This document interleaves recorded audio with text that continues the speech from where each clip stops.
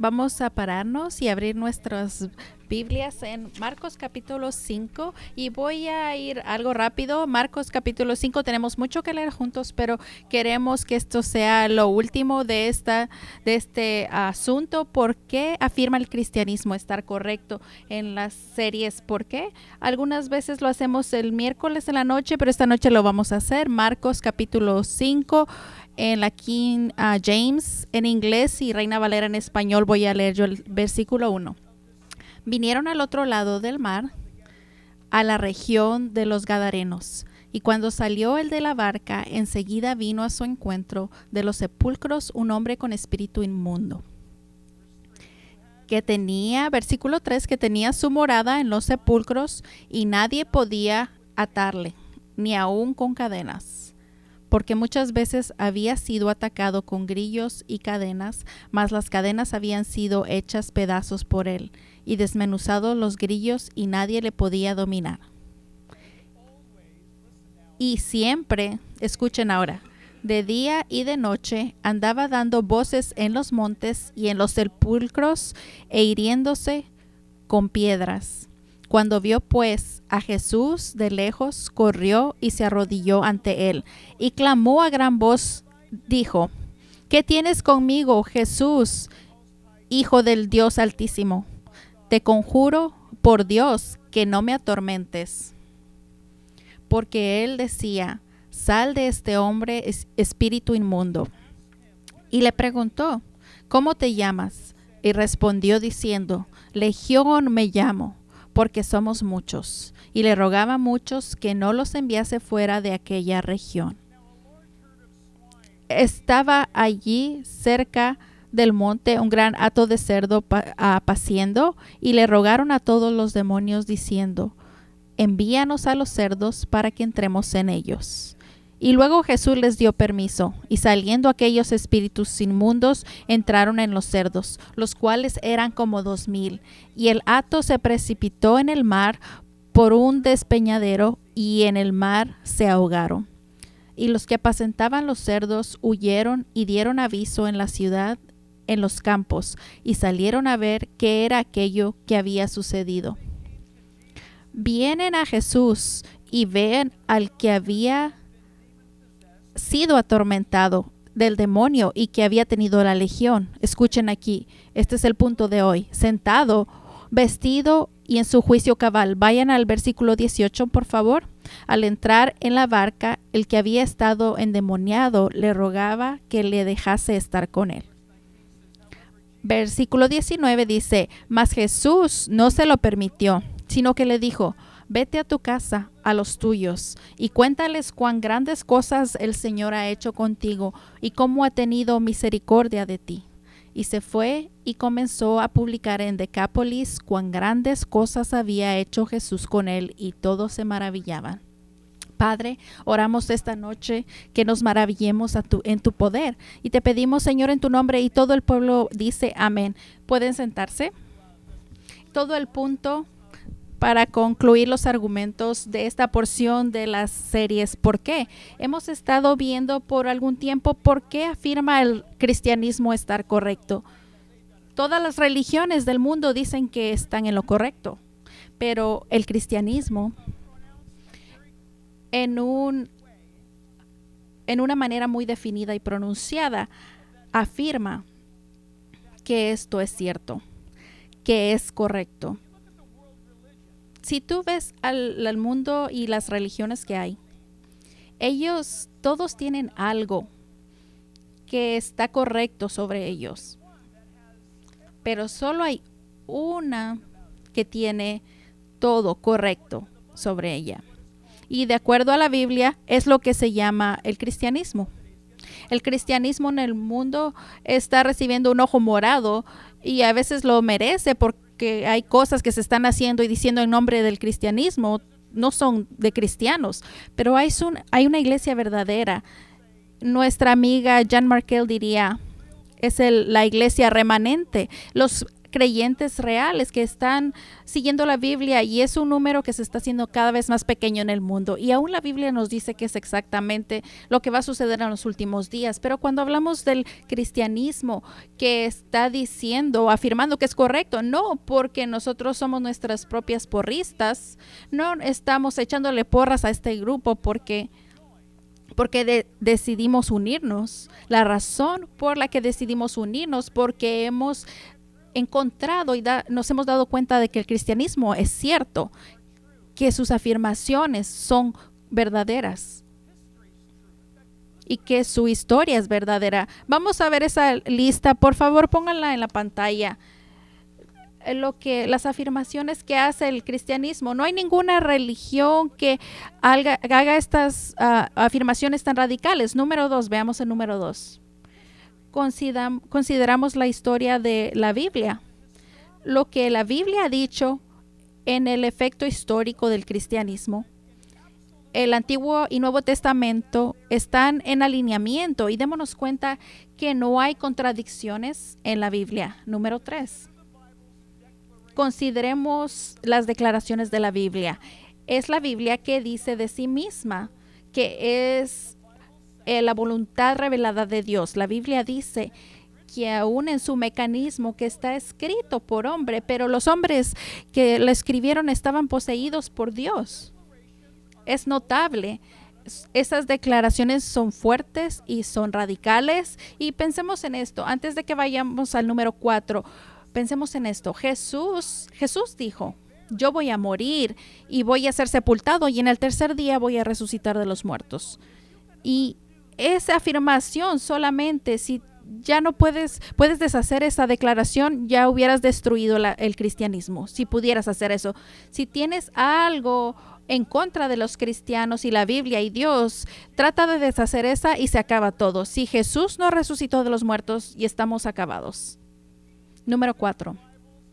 Consideremos las afirmaciones escatológicas. La Biblia es el único libro en todo el mundo y en la historia del mundo que dice que sabe el futuro y conoce el futuro con anticipación y lo ha escrito. Entonces, léela y está el futuro delante de tus ojos. La palabra profética de la palabra de Dios. Esto es lo que significa escatológico. Que es Dios, el único Dios de la Biblia, tiene la habilidad de poder escribir el futuro antes de que suceda. Nadie ni siquiera intentado esto, y este es el Dios que dice que te ama, que te va a dar un gran abrazo caluroso para darnos eso que necesitamos. Consideremos la integridad corroborativa de la Biblia, que está de acuerdo con sí misma, y esto es muy notable, extraordinario. Tú puedes tomar la Biblia y puedes botar la Biblia desde un avión y que caiga en la cabeza de alguien, y si ellos la hubieran leído van a entender la integridad de la Biblia. 66 libros por 40 diferentes autores. Si tú tomas uno de los libros de la Biblia, aún los libros que son poéticos, si tú tomas vamos a decir Esther, si tú tomas su vida y si tú tomas ese libro y si tú lo estudias, tú te vas a dar cuenta, aunque Dios no se menciona en el libro, tú te vas a dar cuenta. Y Ruth también. Tú puedes ver el libro de Ruth, ves Esther y su vida. En estos libros está la historia de redención. Y es el libro de Ruth que no menciona, la existencia de Dios. Pero Ruth es el libro de redención. Y dices, ¿este es un problema? ¿No ese es un problema? No, la misma historia de Ruth es la actuación del mensaje de Dios y el evangelio y de redención. El punto es, cualquier libro de la Biblia que tú puedas leer, si el libro de Romano cayera de un avión y cayera en tu cabeza, tú podrías ser salvo. Si el libro de Levítico también cayera en tu cabeza, también serías salvo. Dios lo escribió de esta manera. Pero hay una razón por la que tenemos que tener cuidado cómo estudiamos nuestra Biblia, porque hay una integridad en la Biblia. Número 6. Esas es las influencias evidenciarias de la Biblia. los hechos de que la Biblia y su verdad a través de la historia ha afectado naciones, culturas, pueblos. Y eso no podemos negar esto y es muy extraordinario. Ahora terminamos con el argumento de esta noche y este es el número 7. Consideren esto, iglesia. Y yo quiero, no sé cómo va a salir esto, pero de alguna manera yo quiero que ustedes estén involucrados en esto. El número 7, el testimonio transformativo de la Biblia. ¿Qué quieres decir con eso? No estoy hablando de la Biblia misma, que sea el testimonio de transformación, sino vamos a ver cómo fue unida y cómo juntaron los libros. No, estoy hablando el poder de la Biblia para poderte transformar a ti como el testigo. Esta es clave. Y por eso dije número 7 y lo dejé para de último. Si hay algún incrédulo aquí adentro, dice, no, es una broma el cristianismo, todas estas cosas. Ya sabes lo que la gente dice. Ya estoy cansado de lo que la gente dice. Porque hay contradicciones en la Biblia, te dicen. Si alguien te dice eso, tienes que detenerlos y decirle, dame una. Mi abuela me dijo, pues tráeme aquí a tu abuela. Escuché en algún lado, pues escuchaste mal. Escuchen, yo realmente creo en amor les digo esto. Tenemos que dejar de ser educados. Queremos que ser educados es fruto del Espíritu. Ser educado no es el fruto del Espíritu. A veces nos está dando golpes y somos cobardes cuando tenemos que hablar la verdad. Nos dicen la Biblia es una broma y se está incrementando esto en estos días. Mientras la iglesia se hace hacia atrás, se intimida, más fuerte vienen los acusadores y se vuelven más fuertes y con su voz más fuerte. Y tienes que decir, espera un minuto, muéstrame las contradicciones, espera un minuto, muéstrame las profecías que no están bien. ¿Dónde están? Necesitamos retarlos y necesitamos dejar de estar cómodos y jugar a que estamos muertos. Necesitamos despertar y salir a la batalla. Escuchen, yo estoy asumiendo esto, pero yo estoy asumiendo de que cada uno de ustedes aquí ha tenido un encuentro con Dios y que tú eres lo que Jesús dice, nacido de nuevo, que eres un creyente nacido de nuevo. Y recuerda, si estás escuchando esto por primera vez, tienes que poner mucha atención porque Jesús dice que solo los que son nacidos de nuevo van a ir al cielo. Pastor, ¿a dónde compro esto? Tú no lo compras. ¿A dónde voy a recibirlo? No, tú no vas a ningún lado para recibirlo. Tienes que preguntarle a Él. Tienes que pedirle a Él. Tienes que venir a Él en sus términos, no los tuyos. Pero esta noche, esto es algo importante. Tú y yo, como Dios, el diseño de Dios y el hecho es que alguien muy inteligentemente ha dicho que hemos sido víctimas de nuestro propio diseño. El hecho de que el humano... Hablamos de esto el domingo. Nosotros como humanos podemos formular pensamientos, ideas, podemos escribir un poema, podemos escribir un salmo, podemos planear. El hecho de que tú tienes ese diseño dado a ti por Dios, nos hemos vuelto víctimas de nuestro propio diseño. Y lo que quiero decir con esto es que nosotros como humanos vamos diseñando y pensando y creando porque es parte de nuestra naturaleza, pero sin Dios puede ser muy peligroso. Y vamos en la vida porque tenemos ese deseo de ser alguien o hacer algo o tener un nombre o lo que sea. Solo escuchen que hay esa necesidad en cada uno de nosotros de tener nuestras vidas y que nuestras vidas importen. Hoy los jóvenes están preguntando, ¿qué tal mi vida? Este es un tiempo muy peligroso para ser un joven, porque si hay muchas mentiras allá afuera y falta de esperanza, pero déjame decirte, hay mucha esperanza, pero estás buscando en el lugar equivocado. Has sido guiado a un camino malo y equivocado. Tienes que buscar el amor de Dios y la palabra de Dios que Dios te hizo.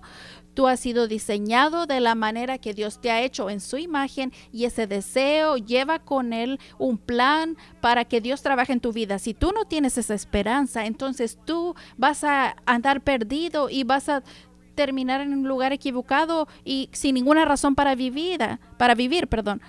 Yo te quiero decir que el diseño de Dios es para que tú seas un testimonio para el mundo, sino también un testimonio transformado. Por eso el cristianismo no se puede negar y es verdadero. Y aún si tú no llegas a los aspectos teológicos, tú conoces a alguien que su vida ha sido cambiada radicalmente porque se convirtió en un cristiano. Escucha, si tú estás escuchando, si tú estás viendo, tú conoces a alguien o eres un ateo o lo que sea, conoces tú a alguien que su vida tú no la puedes explicar, pero ha sido cambiada porque se convirtieron en cristianos. Este testimonio no puede ser ignorado. El poder más grande es la palabra de Dios activa en nosotros y que estamos viviendo en el mundo afuera y la gente nos está viendo. Ellos se encuentran con nosotros todos los días y es algo maravilloso. Pero somos muy creativos. Dios nos dio esa habilidad. Somos gente con diseño, con Dios como ingeniero, pero si Cristo no está guiando tu vida, tú vas a planear las cosas equivocadas. Tú piensas en la música. ¿Tú sabes que hay cierta música como Mozart y Beethoven? Yo no conozco nada de la música. Quisiera poderlo hacer, pero no. De acuerdo a los libros que yo he leído, hay ciertas cosas de poder arreglar la música, así como Mozart y así como Beethoven no harían porque ellos creían que tenía influencia satánica. Yo no entiendo eso porque yo no entiendo la música, pero ellos entendían música, la habilidad de diseñar, pero si está en las manos equivocadas, entonces no van las cosas bien. Y lo que yo te estoy diciendo esta noche es que si tú has venido a este punto en tu vida por tu propio diseño y tú has venido a este punto de ser una víctima de tu propio diseño, yo te digo que es momento que renuncies, detente, tienes que renunciar y es momento que tú dejes que Dios transforme tu vida para que tú puedas ser la misma persona que te ha diseñado a ser y en eso vas a ser el testigo que ha sido transformado y ese testimonio de transformación va a transformar la vida de otras personas. Cuando ellos ven Cristo en ti es la esperanza de la gloria y es impresionante, pero es lo que Él hace. La Biblia nos dice en Salmo 139, 13 y 14, a mí me encanta Salmo 139, 13 y 14. El salmista David dice, porque tú formaste mis entrañas. ¿Cómo sabe él eso? Dios se lo reveló al salmista. Démonos cuenta lo que dice aquí. Tú me hiciste, porque tú formaste mis entrañas y él sabe esto. Él es un adulto y es alguien ya mayor y él está entendiendo. Espera un minuto, en mi principio, en el vientre de mi madre, tú estabas haciendo esto. Ahora, en su vida adulta se está dando cuenta y algunos de nosotros también. Hay un sentido de tener ese conocimiento. Tú, Dios, me formaste. Esta noche tú vas a escoger a creer eso o no. Dios te formó. Si tú crees eso, entonces nunca vas a tener complacencia en otras cosas por algún ídolo, por cualquier otra cosa. Déjame ser un poco duro en este momento. Nunca vas a estar parado con tu mano para que alguien ponga dinero en tu mano, porque Dios no te diseñó para que tú vivas la vida de esa manera. Dios te diseñó para trabajar con tus manos y para sudar y para crear y hacer algo que al final del día tú te des la vuelta y lo veas y tienes este sentido. Yo hice algo que importa. Todo esto, tú me lo diste porque me lo tenías que dar. Tú trabaja para que yo no tenga que trabajar. Yo vi esto la semana pasada. Trabajando, volando, viajando, empacando, haciendo todas estas cosas y estaba lavándome las manos y estaba viendo en mi jardín de atrás. y vi al perro que estaba acostado a la orilla de la piscina. Yo no me he acostado a la par de la piscina por años, pero yo trabajo para que mi perro pueda acostarse a la par de la piscina. Yo creo que mi perro es un socialista. Yo trabajo y ella se acuesta. No hay valor de sí mismo. El salmista dice, tú me formaste. Continúa diciendo, tú me hiciste en el vientre de mi madre. Es impresionante. Es un libro de 2000 años, 3000 años. Pero no sabemos si hay vida o algo creíble ahí. Tú le dices, si tú le hubieras dicho eso a David hace 2000 años, le hubieras pegado directo en la nariz. Versículo 14. Te alabaré porque formidables, maravillosas son tus obras. El valor propio. Amigos, puesto por Dios, estoy maravillado. Y mi alma lo sabe muy bien. ¿Qué quiere decir eso? Cada humano entiende que hay una responsabilidad que ellos tienen dentro de sí mismos por su creador. No me importa quién seas tú, te lo voy a probar en un momento. Oh, yo no te creo, pues te lo voy a probar. Dios lo puso en cada uno de los humanos, del ser humano, para ser consciente y responsable de lo que haces, de lo que dices y de lo que eres. Es un hecho. No me importa en qué continente estés y no me importa en qué era creciste o en qué milenio creciste. ¿Qué te hace tan seguro? Eclesiastés 3:11. Todo lo hizo hermoso en su tiempo y ha puesto, la palabra en hebreo es a nombrar, apuntar, poner eternidad en el corazón de ellos. Dios ha puesto eternidad en tu corazón. Yo quiero gritar eso. Yo quiero gritarle de esta manera a Hollywood. Oigan, tontos, despiértense. ¿Por qué está tan desordenada tu vida? Porque lo estás haciendo de tu manera y no te das cuenta de que Dios ha puesto eternidad en tu corazón. Y Hollywood dice, más sexo, más sexo, más sexo. Necesitamos más sexo, más sexo. ¿Y para qué? Porque entonces voy a estar satisfecho. No vas a estar satisfecho. ¿Y sabes qué? Más de eso y más de la cocaína y de la bebida y más de lo que tú quieras, pon lo que tú quieras, lo que sea, lo que el mundo te pueda dar. Entre más lo tengas, te causa que estés absolutamente no lleno, sino te vas a hacer que persigas más de eso. Es como que alguien está caminando con una cubeta con un hoyo abajo y ellos van y sus vidas no son nada. Y creemos que son ricos. Ellos no creen que son ricos. No tienen suficiente. Ellos necesitan más. Escucha, tú llegas a ese camino y vas a estar arruinado completamente. Piensen en todo el talento. Piensen en todos los regalos. Sin Dios está muerto. No importando lo que tú estés persiguiendo, sin Él está muerto. ¿Por qué? Porque Él ha puesto eternidad en tu corazón.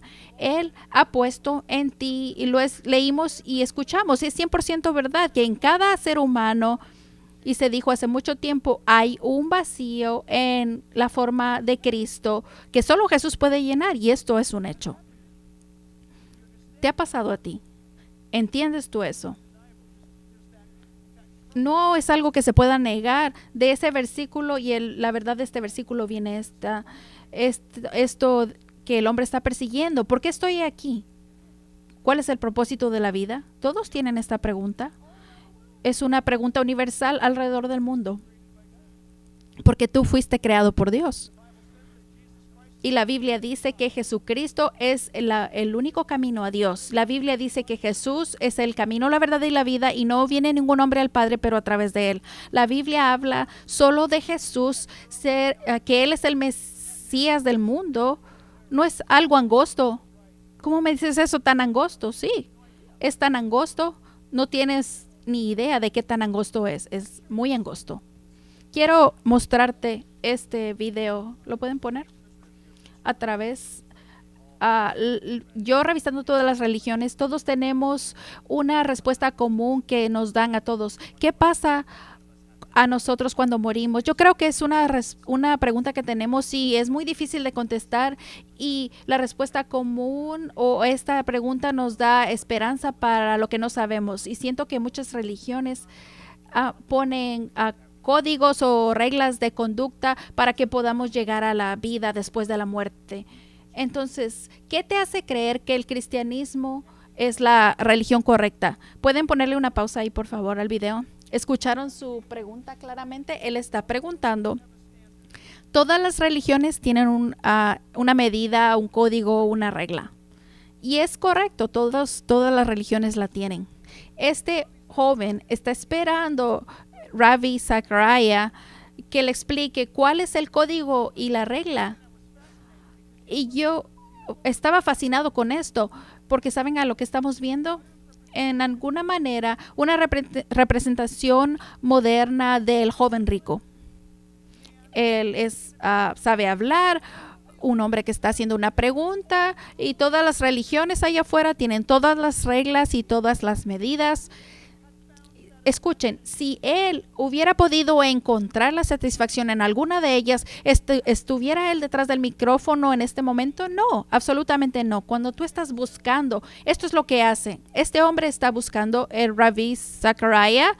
Él es un genio y un hombre lleno del Espíritu. Y ustedes van a ver cómo va a terminar. Pero este hombre está buscando y él hace lo que es un error fatal. Espero que no se quede en el error en el que él está. Él está poniendo el cristianismo con todas las otras religiones. Tú no puedes hacer eso. Puedes hacerlo, pero todas las religiones en la tierra es el intento del hombre para recibir la aprobación de Dios. Cada una de ellas. El cristianismo no es una religión. Saben, escuchen, religión. Estoy haciendo un punto, no se rían. Yo sé proféticamente que yo voy a comer en Wahoo's frijoles negros, arroz, tacos de pescado con un mínimo de 2 veces por semana desde 1988. Eso se llama religión. Religión es hacer algo repetitivamente. ¿Ves? Cuando tú haces algo repetitivamente con lo que se trata de la conciencia de Dios o dioses, tú estás espiritualizando la religión. Y tú estás persiguiendo recibir el favor de los dioses o el Dios. El cristianismo no es eso. El cristianismo es: yo soy ciego como un murciélago, caminando mal espiritualmente, perdido y caminando mi propio camino a una eternidad sin Dios que se llama infierno. Dios los toca en el corazón o en el hombro y dice: psst, estoy pensando en ti y quiero recibir tu atención. Él viene y nos persigue. Buena pregunta. ¿Y tu nombre es? Zachariah. Por favor, puedes deletrearlo. S-Q-T-U. Yo creo que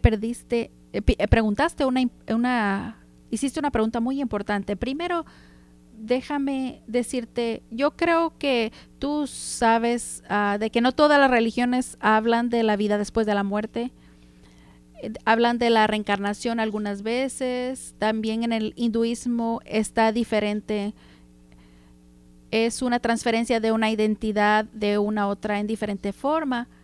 Pero yo veo la identidad que migra a otra forma de vida. El punto de vista del mundo no está en un solo argumento. El punto de vista del mundo está puesto en una serie de argumentos. Y si el punto de vista del mundo solo está en una línea de argumento, es un error que cometemos muy seguido olvidamos todas las otras preguntas que puedan estar alrededor cuando yo veo a la persona y el trabajo de Jesucristo. Y esta es la persona y la pregunta más importante que tengo que hacer. Y a veces la pregunto en reversa o al revés. Cuando yo estaba cerca del suicidio y una Biblia se me dio y me dieron un versículo que decía, si yo vivo, tú también vas a vivir. Estaba hablando de una vida que yo no tenía. Y esta es la vida que yo necesito. Entonces hice esta oración, pero también hice la oración para compromiso cuando tenía 17 y le dije, Jesús, si tú eres quien tú dices que era,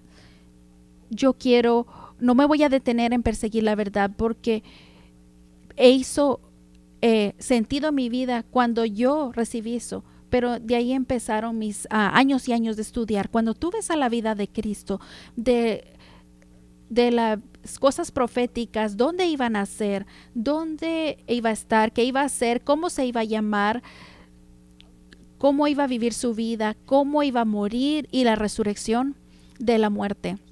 Lo único del Antiguo Testamento y el Nuevo Testamento no es un solo autor, sino son múltiples autores, son 66 libros, 40 diferentes autores, y es interesante que Saulo de Tarso, escribió un tercio de ellos. Vino a una forma reversa. Los discípulos vinieron nacimiento, vida y resurrección, pero no Saulo, quien se volvió Pablo. Él dijo que cuando él dice, tengo que saber el poder de la resurrección y su sufrimiento para ser conformado a la muerte. Él empezó con la resurrección, pero él necesitaba entender la cruz, porque él lo hizo en reversa cronológicamente.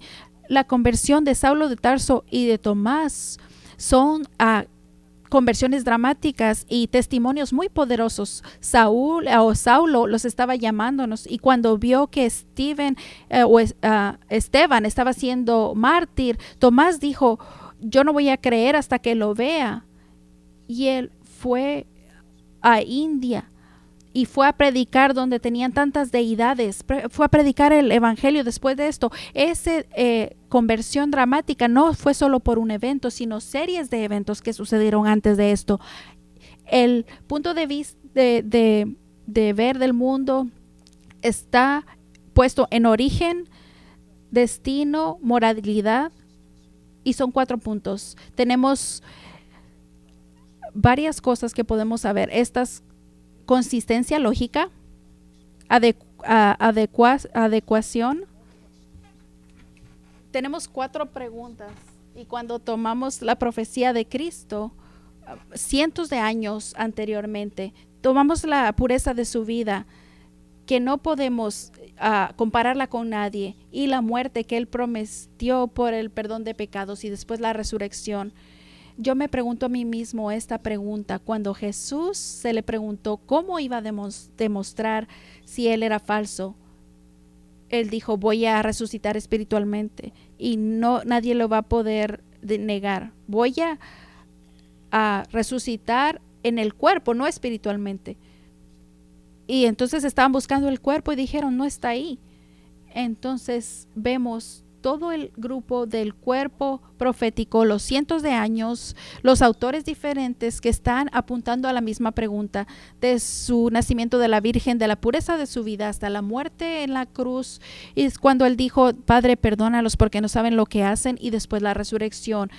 Las 4 preguntas corresponden con las preguntas específicas y están coherentes y responde a todas estas preguntas. Entonces, para mí, primero, todas las religiones son lo mismo. ¿Son fundamentalmente lo mismo?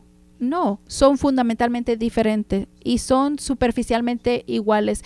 Y lo que ves de diferencia a Jesucristo es lo único de que Él afirmó que Él abrazó a toda la humanidad, la perfección de su vida, la pureza de su vida, su muerte y su resurrección. Para mí, esa coherencia de respuesta me convence que Él es quien Él dice que es. Y la verdad, por definición, es exclusiva. Toda la verdad es exclusiva. Todos dicen que son exclusivos y que tenemos exclusividad dentro de esto, pero Jesús vemos su nacimiento, vida, muerte y resurrección. Entonces para mí yo estoy convencido por la coherencia y porque yo he verificado en mi vida y tú puedes hacerlo también y encontrar esa experiencia que Él es quien dice quién es. Me encanta cómo termina este video. Me encanta cómo termina el video. Porque Pedro en el día del Pentecostés vino el Espíritu Santo. Oímos el sonido y el ruido y todos vinieron a ver qué era lo que estaba sucediendo y la Biblia nos dice que tuvo que haber algún cambio hacia la parte de afuera. Ahora venían de este evento cuando vino el Espíritu Santo y el grupo está ahí y viene Pedro y les habla y les da el evangelio y cuando él les habló la gente lo sintió en su corazón y ellos preguntaron ¿qué tenemos que hacer para ser salvos? Y Pedro dice arrepiéntanse y crean en el Señor Jesucristo y van a ser salvos. Años después Pablo, el apóstol, Saulo de Tarso, de quien Rabí estaba hablando, él estaba en Grecia y estaba esperando por el ministerio, el grupo de ministerio que viniera y tenía unos días que no estaba haciendo nada y estaba caminando en el Acrópolis y uno de los lugares arqueológicos para visitar en el mundo es algo espectacular.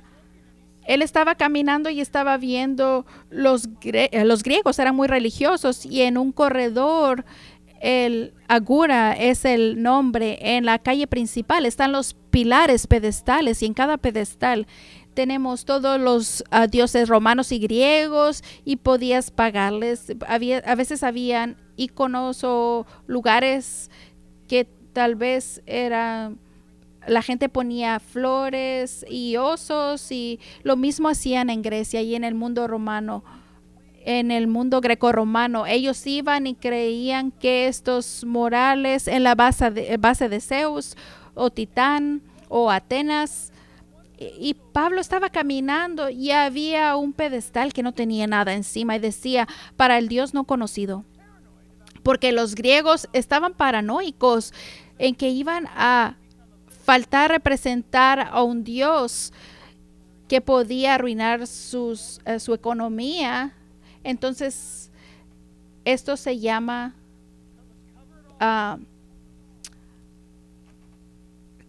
eso es cuando creen en varios dioses. Alguien dice que todos los caminos llevan a Dios. Esto es una declaración que es cierta. Todos los caminos llevan a Dios. Porque todos tienen que estar delante de Dios en juicio y solo hay un camino que pasa después de ese juicio al cielo y ese es Cristo. Y un cristiano es alguien,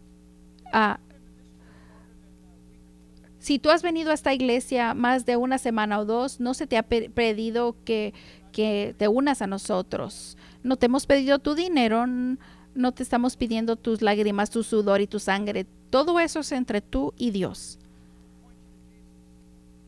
Te vamos a apuntar a Jesús. Pablo vio el pedestal. Y Pablo dijo, vean este que está aquí. Este es el que yo vine a hablarles y a decirles. Y lo usó para predicar el evangelio. ¿Por qué?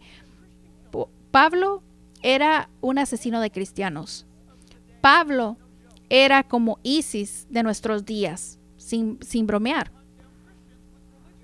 Él cazaba cristianos con permiso religioso para hacerlo. Él cazaba cristianos y los mutilaban, los mataban, los torturaban, los separaban, los ponían en prisión y a él le encantaba. Él dijo que le encantaba hacer eso.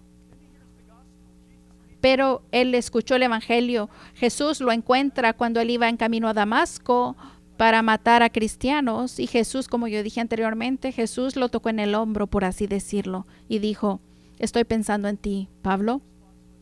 Y Pablo respondió, ¿quién eres tú, Señor? Tú ves que esa pregunta, ¿quién eres tú, Señor? Y ese pedestal que él vio en Atenas unos años después, se conectan. ¿Quién eres tú? Jesús le responde, yo soy Jesús. ¿Por qué me estás persiguiendo? ¿No es impresionante eso? Jesús tomó la persecución de su iglesia personalmente. Y el punto esta noche es este. ¿Has sido tú transformado? ¿Tienes tú ese testimonio? Como cristiano, tienes un testimonio, puedes decir, escuchen, no estoy diciendo esto para hacerte a enojar o para molestarte, esto es algo crítico y lo que te voy a decir en un momento y con labios humanos para que pueda ser comunicado hacia ti por la mente o por la boca de Dios. Es esto. ¿Qué es lo que tú dices de mi hijo? ¿Cómo mi hijo ha transformado tu vida? Esta noche, esta es la pregunta. ¿Puedes tú decir honestamente cuando estás viendo como que si vieras a Dios cara a cara? Esto es como mi vida ha sido transformada. Esto es lo que tú hiciste conmigo, Dios.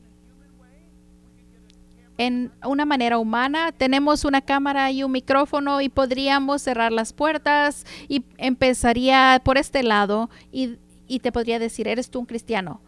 Y honestamente esto era lo que yo haría. ¿Eres tú un cristiano? Y me dirías sí. Y yo te preguntaría, ¿cómo te volviste tú un cristiano?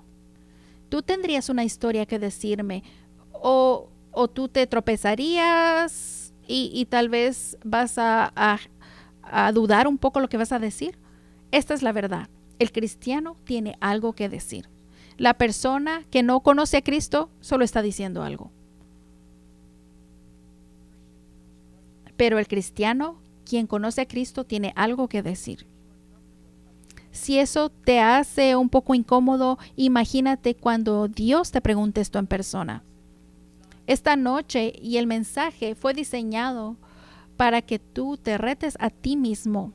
Si yo viniera abajo a donde está la audiencia esta noche y te dijera, por favor, primero sería justo y te preguntaría, tú afirmas que eres un cristiano. Sí, yo soy cristiano. Entonces, dinos cómo fue tu experiencia de conversión. ¿Tienes una?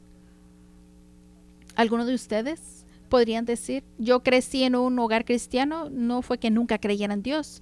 Está fantástico, pero hubo un momento cuando hubo una temporada o años de rebelión en contra de Dios, falta de obediencia a Dios y, oh sí, yo lo sabía cuando eso hubo. ¿Tomaste tú una decisión para quitar esa desobediencia y regresar a Dios? Y si lo hiciste, entonces tú tienes un testimonio.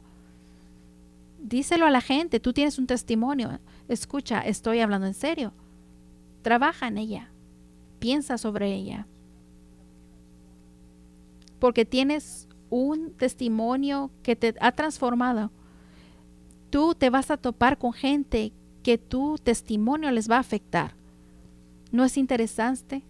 Acabo de decir una verdad. Porque cuando un hombre o una mujer que está en la prisión se convierte a Cristo y salen de prisión, ¿a dónde van casi siempre cuando ellos se encuentran a Cristo? De vuelta a la prisión, no como prisioneros, pero como visitantes. Un amigo mío es alguien de operaciones especiales y un guerrero. Él llegó a cierto grado en diferentes departamentos del ejército, muy raro en la historia. Él es el único hombre que yo conozco que puede entrar a los SEALs y hablarles y ellos lo van a escuchar porque él es parte de ellos. Después puede darse la vuelta e ir al otro lugar, al otro lado del país y entrar a la Fuerza Aérea, por ejemplo, y puede hablar a las fuerzas especiales de la Fuerza Aérea de Estados Unidos y ellos lo van a recibir porque él es uno de ellos. Él puede ir a la Delta Force y puede decir, esto es lo que está pasando y ellos van a escuchar. Pero ¿a dónde va? Él va a ir a ellos. Y es lo que Dios hace en la transformación. Él nos toma y toma el viejo nosotros y pone en nosotros el nuevo nosotros. Tenemos un poquito de tiempo para unas preguntas. Y si tenemos algunas en la pantalla, las podemos poner ahí. Pero esto es, yo no quiero que tú pierdas el impacto del pensamiento. ¿Tienes tú una historia que decir? Si tú no tienes una historia que contar, te animo y como Ravi Zacharias le dijo a ese joven, tú necesitas a Jesucristo. Hola, Pastor Jack, yo tengo un hermano que mostraba todas las señales de ser un cristiano devoto, bautismo, leer la Biblia. Después de graduarse de la universidad, él se ha vuelto un ateo muy fuerte. ¿Hay algo que puedo yo hacer para ayudarlo a regresar a Dios? Número uno, dale apoyo aéreo. Necesitas volar sobre su vida y bombardearlo con oración. Necesitas pulverizar las fuerzas de la oscuridad que lo están atando. Oración, oración, oración. Ora fuerte y poderosamente. Segundo, el bautismo, leer la Biblia, esas son cosas externas y están bien. Y quiero usar esta oportunidad para nosotros. Tenemos que mantener una vida privada con Dios que sea nutriente. Esta persona en algún punto en su vida empezó a dejar su vida privada con Dios sin estar en ella. Te lo puedo probar porque cuando él fue a la universidad entró a él en lugar de llevar él a Cristo a la universidad. Y es lo que sucedió. Él fue golpeado con preguntas que no estaba preparado a contestar. Él no sabía las respuestas. Entonces, cuando tú pones a tu pie en una universidad y empiezan a bombardearte con las falacias y los chistes y todas las diferencias que sienten con el cristianismo y no puedes responder en ese momento, cuando tú no puedes contestar, sientes tanta vergüenza y sientes como que le fallaste a Jesús y todo esto empieza a pasar en tu cabeza y es muy fácil para apartarte. Espero que este joven se dé la vuelta, pero la respuesta está en Mateo 13. Hay aquellos que creen por una temporada, pero cuando vienen las tribulaciones y las pruebas y la persecución viene, ellos se alejan de mí. Su fe no era real. Ellos tenían la creencia en Dios, pero no tenían fe en Dios. Creer y tener fe no es lo mismo. Creer es como un carro que te lleva al destino. El destino es la fe. El auto o el carro es la creencia. Entra en el auto y cree y vas a llegar a la fe. Todos creen en algo, pero tu creencia en Jesús te ha llevado a la fe en Jesús. ¿Realmente confías tú en él? Soy el hijo más grande, tengo 20 y mis padres han sido cristianos toda mi vida. Ahora como adulto es difícil reconciliar que mis padres no tienen fruto espiritual. Esto es una epidemia, que el coronavirus. Si Dios no puede cambiarlo después de todos estos años, ¿cómo yo sé que Él vale la pena para que yo lo adore? Es una pregunta muy profunda. Hay un amigo mío, muy buen amigo, que está sentado aquí, no lo quiero avergonzar. Hace muchos años, 20 o tal vez 20 años, me dijo algo que nunca olvidé y siempre recuerdo. Él dijo que su padre siempre le decía cuando se trataba del cristianismo y ministerios, siempre mantén tus ojos 6 pies o más altos. 6 pies o más altos. Mantén tus ojos 6 pies o más altos. ¿Sabes qué significa eso? No veas a la gente. Escuchen, quiero decirte, yo sé que quiebra tu corazón que tus padres, su fe ya no está, o que están dándole la espalda a Dios o lo que sea. No sé qué es, pero de acuerdo a lo que tú estás viendo, no hay fruto espiritual en ellos, o tal vez nunca lo hubo. Tu pregunta es, ¿cómo sabes si Dios vale la pena? Tú has hecho la pregunta más importante de todas. Tu edad, 20 años. Tú ya no más, y tú lo puedes ver, ya no estás en la cobertura de tus padres, en la fe de tus padres. Tú estás solo. Tú estás diciendo esta noche, qué bueno que estoy solo porque no me gusta lo que estoy viendo que viene de ellos. Número 1, Dios te bendiga por ver la hipocresía en la vida de tus padres. Eso es algo bueno. Número 2, no seas como ellos. Ahora es momento para salir, que tu propia fe venga. ¿Tú quieres saber si Jesús vale la pena para adorarlo? Esto expone lo mismo con lo que yo reté a la iglesia. Es muy posible que tú no tienes un testimonio, no tienes una historia de transformación, y es muy posible. ¿Cómo puedes decir eso? Me puedes decir, me estás me estás cortando el dedo y me estás poniendo jugo de limón en la cortada. No. Estás desilusionado por la fe de tus padres. Pero tú sabes que no representa lo que tú estás leyendo en la Biblia. Toma una decisión. Si tú escoges la fe de tus padres y Jesucristo, entonces no vale la pena ser adorado. Pero si tú escoges la fe bíblica, entonces te vas a enamorar de Él empezando esta noche. Tienes que entender, es muy importante. Tú estás viéndolos a ellos en lugar de a Él. Tú tienes a tus ojos 6 pies hacia abajo. Necesitas tener tus ojos puestos 6 pies hacia arriba.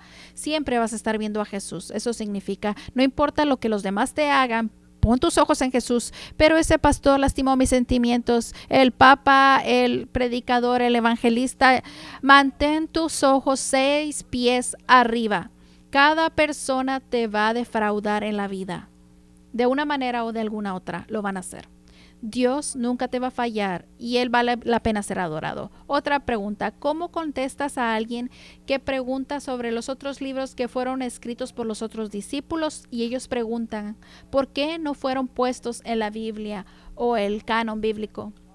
¿Cómo es que tenemos nosotros la Biblia? Te voy a dar una respuesta corta y si tú estás en serio, tenemos...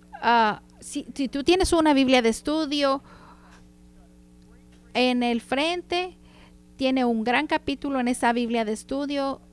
Se llama ¿Cómo nosotros obtuvimos nuestra Biblia? Hay muchos libros espirituales que afirman que fueron libros que fueron escritos antes o durante o después del tiempo de las escrituras o durante.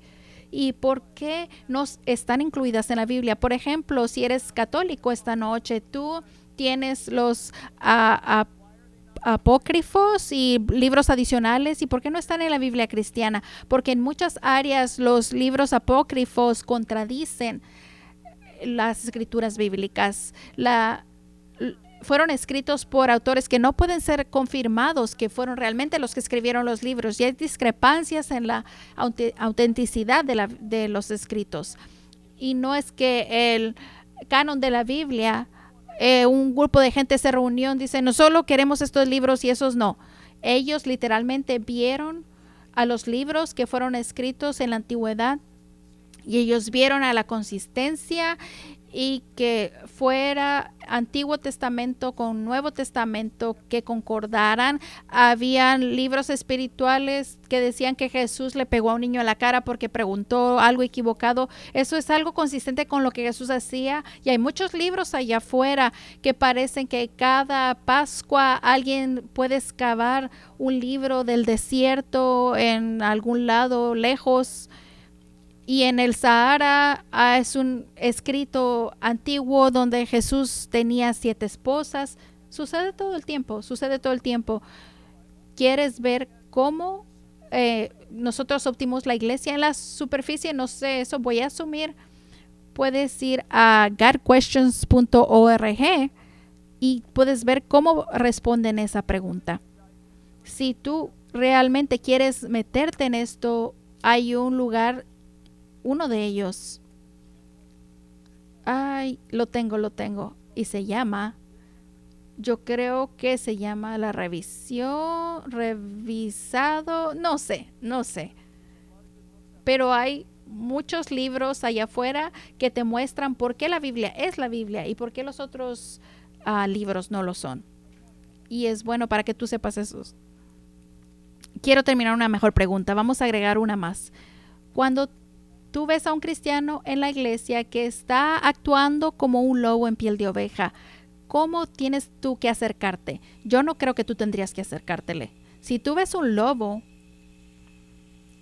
en la iglesia, primero, es algo muy fuerte para decir, una declaración muy fuerte. ¿Qué quiere decir eso? Vamos a decir, puedo ponerlo en una frase diferente. Cuando un cristiano ve a alguien en la iglesia que no está actuando como un cristiano, porque eso lo pone más amplio, ¿qué tenemos que hacer? No hagas tú nada. Dinos a nosotros. Búscanos y dime, ¿puedo compartir algo contigo? Yo creo que acabo de ver uno que parece como lobo. Estoy hablando en serio. Vi hace unas semanas una pareja de mormones y tenían sus nombres que se lo quitaron, pero la tela de la camisa estaba tan transparente y se veía en la bolsa el nombre y era como un lobo en piel de oveja. Levantas la piel y dices, ahí estás. Por ejemplo, tú puedes traer a cualquiera de los pastores, puedes ir con los sugieres, no lo hagas tú mismo, pero hay algo mal aquí. Y déjanos que nosotros tratemos con eso. Nunca es divertido tener que tratar con eso, pero siempre es algo que te deja algo que te hace sentir bien, porque a nadie le gusta esa confrontación, pero es una necesidad. Y voy a agregar esto. ¿Qué tal esto? Si tú tienes un hermano o hermana que dice ser cristiano y ellos están viviendo claramente en una vida de pecado, la Biblia dice que tú tienes que ir con ellos solo. Ora primero y después vas con ellos solo o con él solo y dices, ¿saben que los amo? Sí, ¿qué pasó? Los amo tanto que tengo que decir algo. Es obvio que tú y Bubbles, burbujas, y la Biblia dice que tienes que detenerte, que no hagas eso porque vas a destruir tu vida. Y si esa persona te dice, tienes razón, necesitamos salir de esta situación en la que nos metimos. La Biblia dice que ganaste a tu hermano. Si esa persona te dice, métete en tus propios asuntos, entonces ve a buscar un buen amigo, amigos que pueden controlar su boca y que no tienen Facebook y Twitter. Y los dos ustedes juntos van y se acercan a ellos. Estamos haciendo basado en la escritura, dice Mateo 18. Tú estás arruinando tu testimonio, su vida, y la gente se da cuenta que son cristianos y que están haciendo esto y te dice, ¿sabes qué? He estado pensando en eso y necesito arrepentirme. Y yo me presento delante de ustedes para que me ayuden. Y si él dice, no, sal de aquí, sal de mi propiedad, entonces en ese momento vas a estar escuchando, no me juzgues. No estamos juzgando a nadie, esto los está juzgando. Es una gran diferencia. Cuando nosotros le enseñamos la palabra a alguien que está en pecado, nosotros no lo estamos juzgando, esto los está juzgando. Y la Biblia dice, si la tercera vez no lo reciben, entonces la escritura dice, necesitas venir a decírselo a la iglesia. Y esto significa que se lo dices al liderazgo de la iglesia. Y el liderazgo de la iglesia va hacia ellos. Y no importa lo que tú crees. No tendríamos que tener un domingo en la mañana diciendo, Fred Johnson en la fila número 3, en ese asiento es un fornicario, atáquenlo. Susie Robertson está aquí, ella es una ladrona. No, tú no haces eso. El liderazgo de la iglesia va a esa situación y tal vez la persona no se va a arrepentir. Entonces el liderazgo de la iglesia dice, de acuerdo a la escritura, dice aquí que no tenemos que tener comunión contigo y tenemos que dejarte ir. Te estamos sacando basado en la escritura y estamos obedeciendo la escritura. Vamos a orar, vamos a llorar y vamos a ayunar y te vamos a amar desde lejos. Tú te tienes que ir, tienes que irte, tienes que ir y salir.